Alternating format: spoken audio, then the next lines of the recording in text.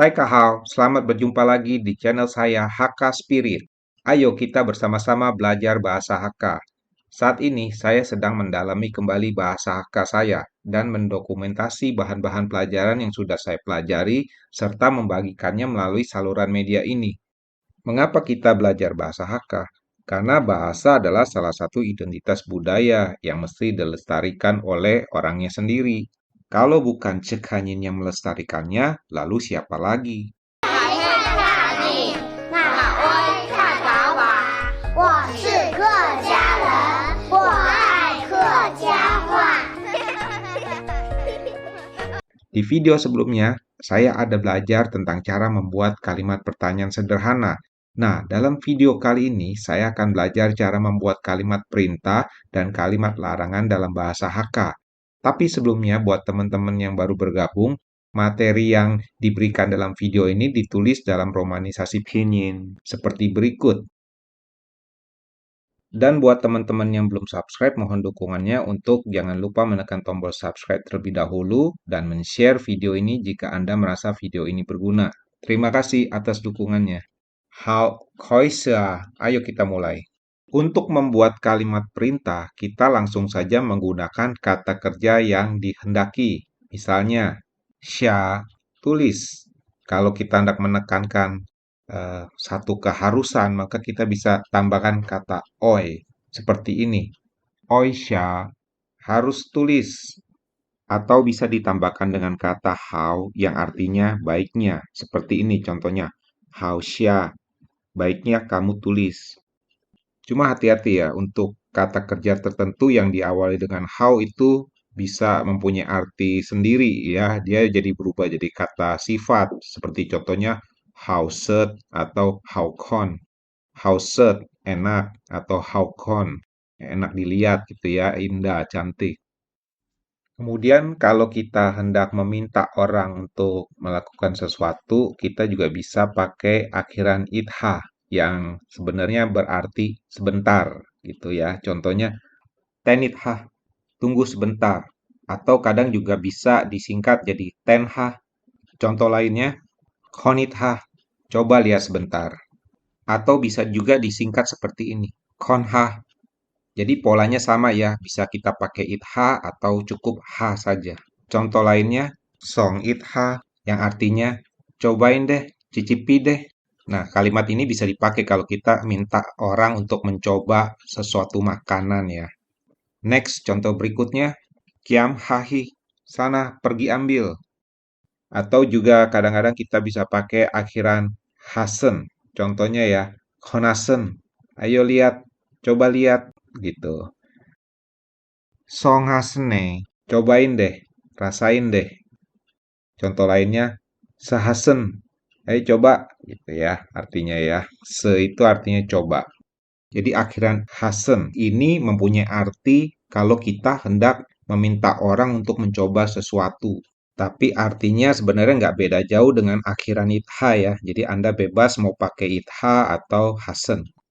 Nah, barangkali ada teman-teman yang tahu kata-kata apa lagi yang biasanya dipakai dengan akhiran hasen ini. Coba ya, tulis di komen di bawah ini. Hal berikutnya kita akan belajar cara untuk meminta sesuatu dengan sopan ya dalam bahasa Hakka atau sama ya dengan bahasa Mandarin kita bisa pakai kata chang di depan kata kerjanya ya. Yang kalau dalam bahasa Inggris tuh bisa diartikan please gitu ya. Atau dalam bahasa Indonesia bisa diartikan silakan. Misalnya chang xia loy, silakan tulis. Chang nyip loy, silakan masuk. Chiang Cho, silakan duduk. Nah, kata Chiang ini juga kita bisa pakai ya kalau kita mau bertanya dengan sopan ya. Jadi kita bisa pakai Chiang Mun. Seperti ini. Chiang Mun, iye hakfa hamake. Bolehkah saya bertanya, ini dalam bahasa Hakka disebut apa? Selain itu kita juga bisa pakai kata Chiang Mun. Nah, ini kata yang lebih Hakka ya daripada Chiang Mun ya. Artinya sama. Bolehkah saya bertanya? Contohnya, Tiamun, iye fukyun yu kungkung somo. Bolehkah saya bertanya, apakah di sekitar sini ada toilet umum? Selain itu juga kita ada satu kata lagi, Ini bisa digunakan kalau kita mau permisi ya, numpang lewat ya. Kayak seperti ini. Cia koit ha atau cia lu koit ha. Secara harafiah artinya pinjam jalan gitu ya. Terakhir kita ada kata laufan atau fanlau yang artinya minta tolong atau secara harafiah itu punya arti maaf sudah merepotkan. Fanlau nyi. Contoh penggunaannya seperti ini ya dalam kalimat. Fanlau nyi koloit ha.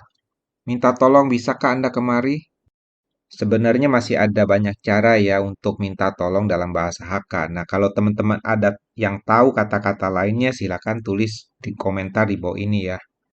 Setelah kita belajar cara menggunakan kata perintah, cara bertanya dengan sopan, sekarang kita mencoba untuk menyusun kalimat larangan. Kalimat larangan pertama dengan menggunakan kata emse. Emse artinya tidak perlu, tidak usah. Contohnya emsehi, tidak usah pergi. Kamu tidak usah pergi gitu. Kemudian cara kedua kita bisa menggunakan kata emcotet. Mencotet artinya tidak boleh. Jadi contohnya hoi tai nhìn mian xian mencotet lon loi. Di depan orang dewasa kalian tidak boleh bertindak sembarangan. Nah, ini biasa kita suka ucapkan ini atau ingatkan kepada anak-anak ya. Kata berikutnya yang bisa dipakai juga sebagai kata larangan adalah kata emoi. Emoi artinya tidak mau, jangan mau, atau bisa kita singkat jadi moi. Contohnya, moi lonkong, jangan bicara sembarangan, tidak boleh bicara sembarangan. Dan satu lagi kata larangan yang bisa kita gunakan adalah kata emhau. Nah, ini mirip seperti emoy ya. Jadi kita bisa pakai ini untuk melarang. Contohnya, yunyin ka soimuk emhau ham. Ada orang sedang tidur, jangan berteriak. Emhau ini kadang kita ngomongnya kita cepetin jadi mau ham. Di sini kita bisa perhatikan ya, karena kata hau ini dalam dialek Hakka lainnya diucapkan bunyinya jadi ho. Kalau hau itu ya emho. Jadi kalau kita cepetin ya jadi mo ham. Jangan berteriak. Nah, keempat kata larangan ini sebenarnya kalau kita padankan dalam bahasa Inggris ya, kita bisa setarakan emse itu sama dengan kata need not ya. Lalu mencotet itu sama dengan may not. Dan emoi sama dengan must not. Sedangkan emhau itu sama dengan should not ya teman-teman. Jadi kalau yang bisa bahasa Inggris, nah itu adalah padanan katanya masing-masing. How. Akhirnya kita sampai di halaman terakhir. Ini masih ada satu kata lagi yang bisa kita gunakan sebagai kata larangan, yaitu kita bisa pakai kata mok. Contohnya ya, tawe anli, mok pun tawe kot tau suo. Pisaunya tajam sekali, jangan sampai tangan Anda terpotong. Mok won ki, jangan hiraukan dia. Contoh berikutnya, nah ini satu kata yang sering dipakai ya, dan ini juga menggunakan kata mok. Ni mok wayo, jangan tersinggung ya. Atau ini biasa kita pakai untuk minta maaf sebenarnya ya.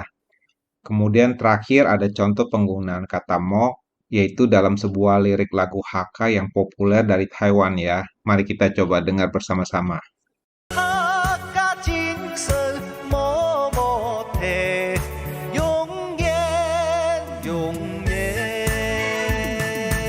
Hakka Chinsen Mok Wok Tet.